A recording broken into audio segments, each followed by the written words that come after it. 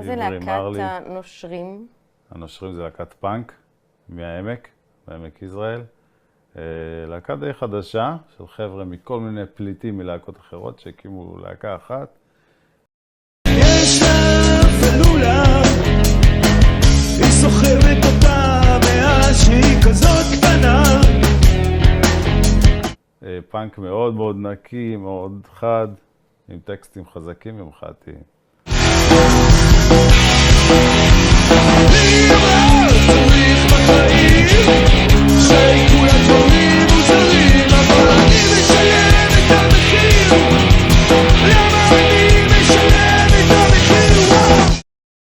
וזה מה שסוגר בעצם את יום שבת, ב-11 בלילה, שיעור. זה כן, זה עם הצעקה הזאת אנחנו נשארים.